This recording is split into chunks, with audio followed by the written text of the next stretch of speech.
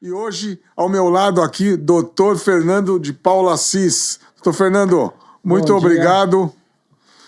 Bom dia a todos. Dr. Fernando, pessoal, é o colunista do jornal Granja News, da coluna Seus Direitos, e vai estar aqui falando um pouquinho da sua vida e também falando desses temas aí que eu acho que é muito importante. A sua coluna é uma das mais importantes aqui do jornal, hein, doutor? Muito obrigado, Rodrigo. Bom dia, tudo bem?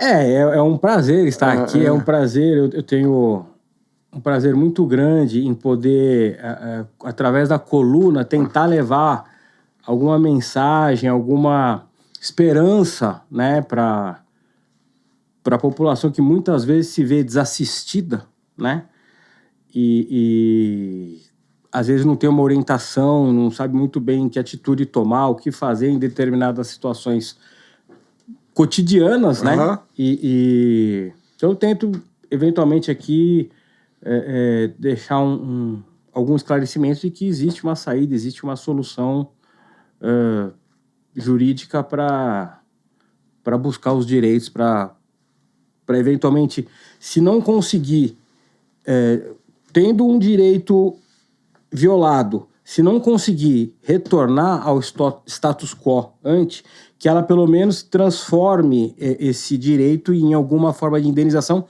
que infelizmente é a melhor saída que a gente tem. Dou um exemplo. Um acidente aéreo, um acidente transporte rodoviário, por exemplo, e a pessoa morre. Você não tem como trazer a pessoa de volta, então você converte isso num direito a uma indenização. Dependendo de alguns casos, se eventualmente é um pai, uma mãe que falece e deixa filhos menores, a gente consegue judicialmente que a empresa responsável, no caso, né, do exemplo, uma empresa de ônibus, pague educação, pague um valor a título de pensão alimentícia até pelo menos os 21 anos dos filhos, que seria mais ou menos a responsabilidade do pai, da mãe que faleceu, né?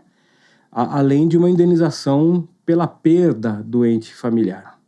Porque às vezes, né, doutor, a pessoa nem sabe que tem esse direito, né? Exatamente. Acho que a grande maioria dos casos, né? Exatamente. Vou dar um exemplo para você.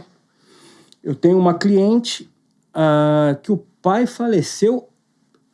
Bom, hoje não, hoje já faz mais do que isso, mas quando ela me procurou, do nada, ela tinha um problema eu estava com ela com um problema na academia dela, de aluguel, locação, então por conta desse problema de aluguel que ela me procurou. E numa conversa ela falou que o pai tinha morrido há 20 anos, naquela ocasião, num acidente de ônibus indo para Santos. E eu falei, olha...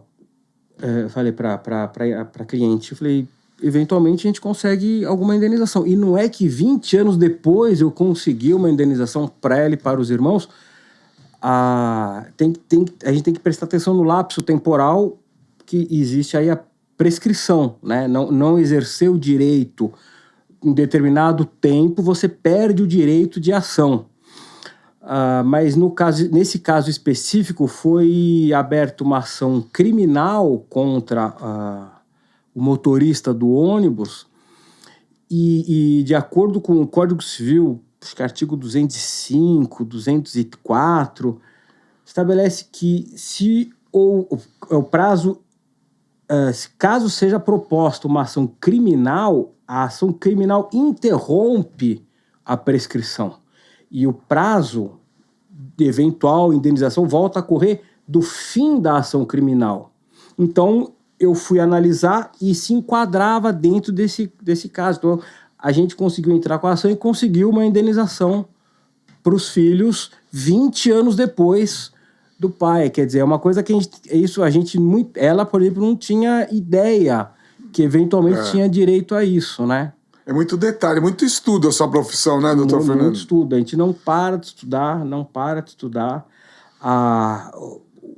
Quando eu ingressei na faculdade, em 1992, o direito era estático, né? Ele não mudava, é muito conservador, né? Era difícil. Por exemplo, sou neto de juiz, e filho de advogados, meus pais advogados. Meu avô estudou com Ulisses Guimarães na faculdade do Largo São Francisco, e meu avô foi juiz posteriormente. Minha mãe estudou também na E o Ulisses USP. que fez a Constituição. Né? Exatamente. E o meu pai estudou no Mackenzie, minha mãe na USP. E não é que eu tive professores da faculdade que ou estudaram com a minha mãe ou até deram aula para minha mãe, assim, uma coisa incrível. Mas eu acabei seguindo essa linha, então o direito era estático. Bom, nosso Código Civil era de 1917, né? E hoje já é mais dinâmico. Vou dar um exemplo. Um dos colegas da minha mãe de faculdade, ele era juiz na Justiça Federal, e ele comentava com a minha mãe que o Código de Defesa do Consumidor foi uma lei que não pegou, entre aspas.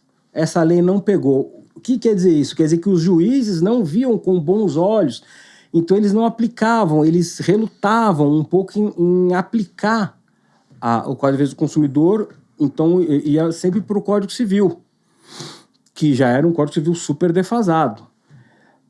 Então, depois, com o tempo, com a evolução da sociedade, dos usos, costumes, acabou. Então, hoje é super utilizado, mas as pessoas, a população em geral não tem muito esse conhecimento, não sabe. Eles buscam, é difícil às vezes dar o pontapé inicial para buscar esse direito. Mas a gente tem que ficar de olhos abertos. Né? Hoje o Google tá aí para dar um Google que você acha, né? Mas o advogado tem que ser bom também para saber por onde agir, né? Porque se você entra com uma ação, entrou por um lado errado, né? Você não vai conseguir lograr o êxito, né? Sim. Você tem... Eu vi justamente... Tem um ditado, dê-me os fatos que te dou o direito, mas aí você, porque isso é um jargão que a gente usa para o juiz, né? Dê os fatos para o juiz que ele te dá o direito. Mas aí que está o saber, a redação, né? O caminho, né? O caminho, exatamente justamente para... não é induzir, mas é para mostrar o seu ponto de vista. Tudo tem os dois lados da moeda. Tudo. Eu adoro trabalhar no contencioso. Adoro trabalhar no contencioso. Por quê?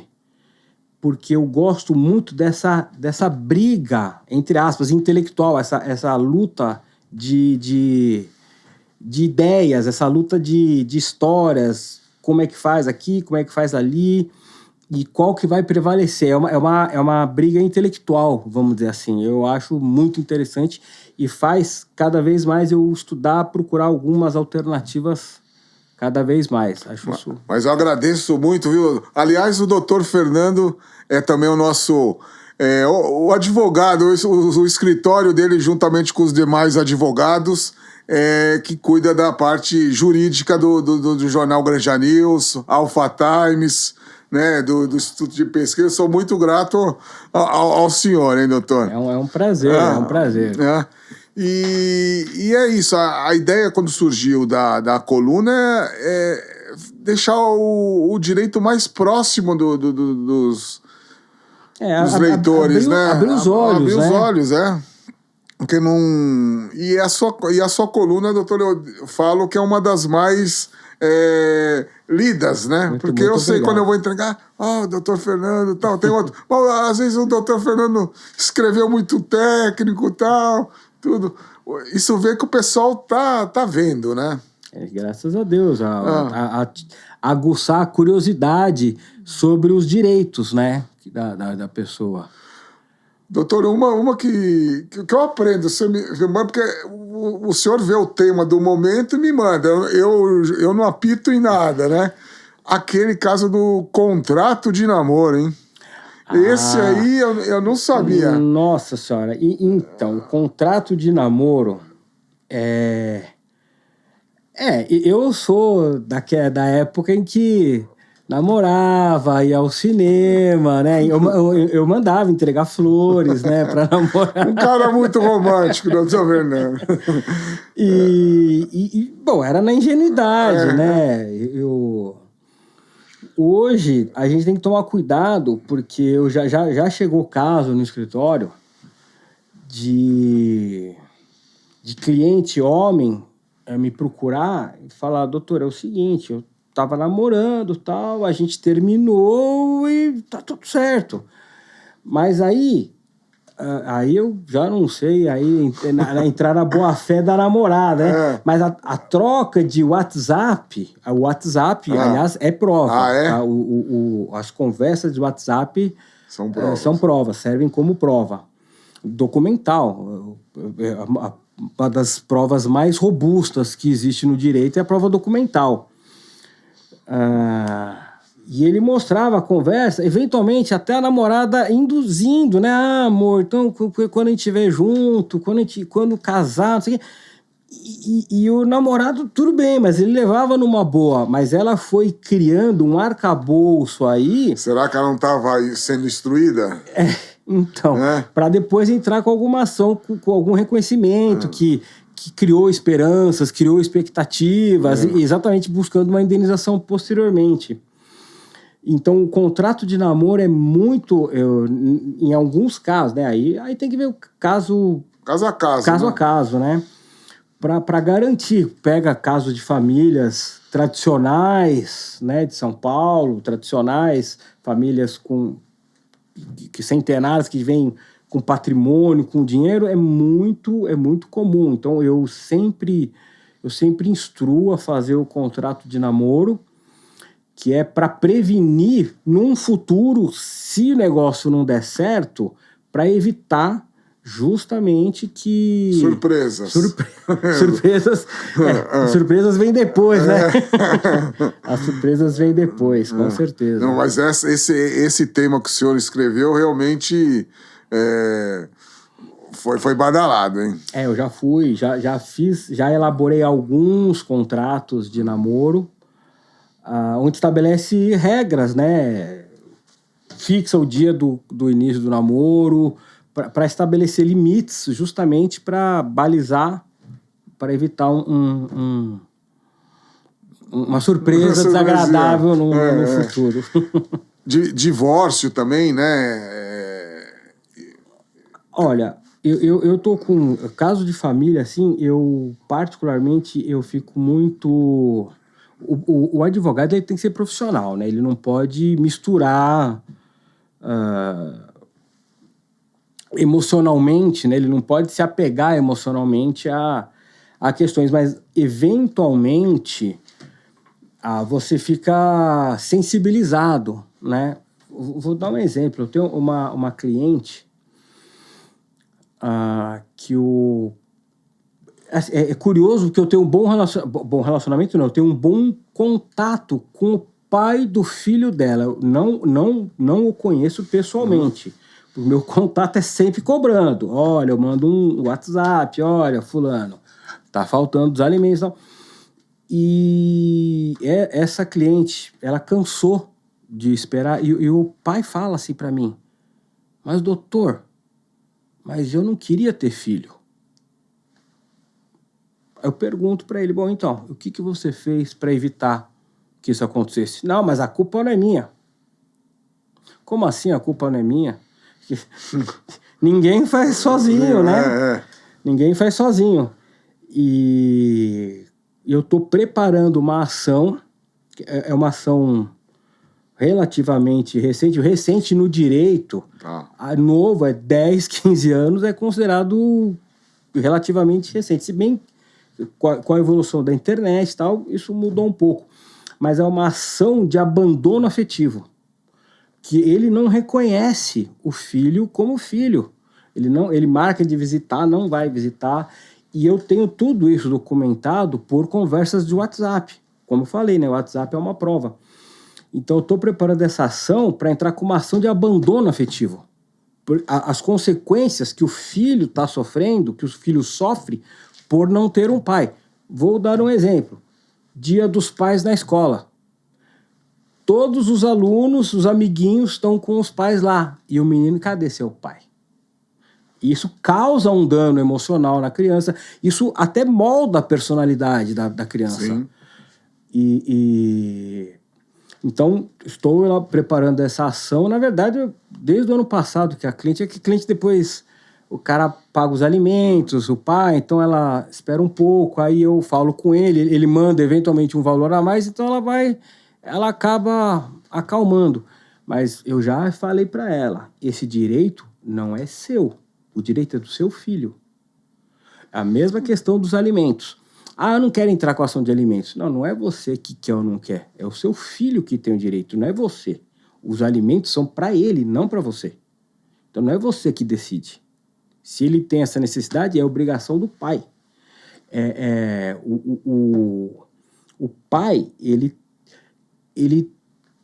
infelizmente, a gente não pode obrigar o pai a amar. O pai ou a mãe, né? A gente vê, né, em todos os lados isso. Você não pode obrigar o pai a amar. Mas ele tem que, pelo menos, ter a responsabilidade de arcar com as consequências. Pagar alimentos, pagar... estudo, seria diversão, lazer, né? Lazer, exatamente, férias, material escolar, enfim, roupa, e ele vira sempre, fala comigo, mas doutor, mas onde é que ela tá? Eu falei assim, fulano, ela tá morando no mesmo lugar. Mas então vamos marcar um dia que eu vou encontrá-lo, tal. Eu falo, beleza, a gente combina, depois ele não vai, enfim, então isso gera uma expectativa na criança, isso gera uma frustração, né? Sim. Isso gera uma frustração. E, doutor, você também entrou em outros temas também, como dar uma olhada, essa responsabilidade do país que você falou, né? As devedores, a gente já mencionou. Dívidas. Dívidas. Isso, já estava esquecendo aqui dívidas. Quem nunca deveu? Então, a questão, as dívidas com relação... Eu já escrevi, né, na coluna Seus Direitos sobre as dívidas deixadas por um pai, né, por um pai, por uma mãe. Os herdeiros, eles não herdam dívida. A dívida é do espólio. Quando o pai falece, deixa de existir a pessoa e vira o espólio, que é o acervo de bens e direitos e obrigações que o pai tinha, né?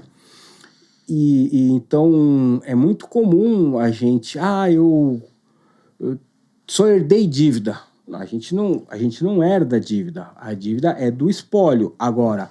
o patrimônio do falecido que vai ser usado para pagar as dívidas. Não os filhos. O filho não... A não ser que, naturalmente, tem um contrato que o filho assinou junto, aí tudo bem, né? A responsabilidade também será dele. Mas a dívida, num falecimento do pai, da mãe, a dívida é do espólio, é quem garante essa dívida é o patrimônio que eles tinham no momento do falecimento. Dívidas de banco. Quem não tem uma dívida de banco? Quem não tem dívida de banco? É a mesma coisa, é isso aí. O banco vem com aqueles juros exorbitantes. E hoje eles terceirizam a cobrança. Profissional. E não pode, né, doutor? Essas ligações aí que são... Essas ligações... elas são passíveis de indenização também, tá? Eu já instruí cliente que ele não atendia mais ligação que não estivesse, que não fosse, que não tivesse no contato dele, né? Contato desconhecido, né? Desconhecido, porque era sempre de cobrança. Eu falava, vai printando as ligações, e ligava sábado de manhã, ligava domingo na hora do almoço, vai printando... De manhã e da manhã, hein? E domingo, pelo amor de Deus. Eu falava, vai printando, aí descobri o escritório de cobrança, fiz uma notificação extrajudicial, mandei um documento, documentando claro. o que estava acontecendo e pedindo para que parassem senão seria proposta ação. Eles não pararam, porque hoje tudo é robô, terceirizado. né? Além de ser robotizado, é tudo completamente terceirizado. Ações do Banco Itaú, quando fiz estágio, eu fiz estágio também no escritório do Banco Itaú. Era tudo terceirizado. Era tudo. E eles recebiam... Esse escritório que eu fiz estágio, por conta de cobranças, chegou a ser réu de ação de indenização porque eles não paravam. Isso transtorna a vida da pessoa. Isso vira um inferno, né? Na vida do devedor, coitado. Planos de saúde. Eu lembro que teve um caso, que o senhor até me contou, de internação, porque os planos de saúde, eles têm... você, quando contrata, tem aquele plano que é tal determinado quarto, né? Só que eles têm uma negociação com hospitais que é um X número, né? Sim, né? E eles não passam isso isso pro cliente. Ninguém sabe, eles né? Não passam Chegou na redação, doutor. Não, isso daí é comum também. Eu tive caso, inclusive, na minha família disso, né? Um cliente me procurou essa semana, falando: doutor, acho que eu vou precisar dos seus serviços, que minha mãe... não estou conseguindo ver tal hospital do plano de saúde e tal. Não adianta. Eu consigo liminar, que é a tutela de urgência, né? Consigo a tutela de urgência para internação imediata, e isso aí gera, inclusive, dano moral também, né? Isso, inclusive, porque o dano moral, ele tem dois princípios. Diminuir o sofrimento do lesado, né? Que está sendo lesado pela empresa e tal. Diminuir e também servir como uma punição para a pessoa jurídica, para o plano de saúde que está fazendo isso, para desestimular. Isso é muito comum nos Estados Unidos, é muito comum.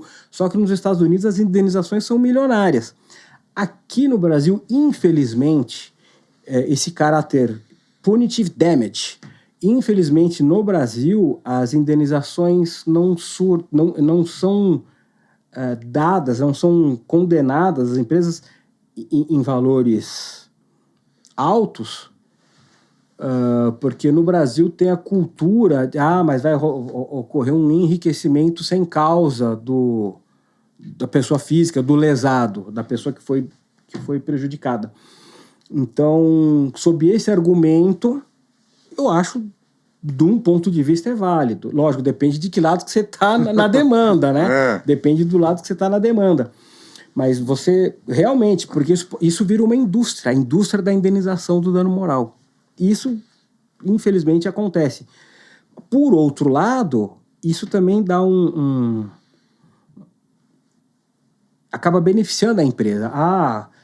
Vou dar um exemplo. Eu tive um caso que eu consegui a internação do cliente. Isso já faz um tempo, faz uns 10, 12 anos. E eu mesmo levei a liminar no plano de saúde, peguei no fórum central, ali na Praça João Mendes, conversei com o juiz, hoje é tudo automatizado, é tudo online hoje, né? Mas eu entrei com a ação, fui conversar com o juiz, peguei a liminar na hora, e na hora já levei no plano de saúde, que ficava ali perto, e levei no hospital uma cópia também da liminar. Todo santo dia eles me ligavam: não vamos cumprir a liminar. Vocês não falem isso para mim, falem isso para o juiz. Aí eu informei o juiz que eles não estavam cumprindo, o juiz tinha dado uma multa diária de R$500. Eu informei o juiz que eles não estavam cumprindo, o juiz aumentou para multa diária de R$5.000. Tá certo, tudo bem que a empresa faliu, não pagou. Mas vamos dizer assim, a relação jurídica, judicialmente falando, o juiz fez o que estava ao alcance dele, né? Foi botar uma punição elevada para evitar que eles não descumprissem o contrato, né? Mas, assim, é muito comum isso.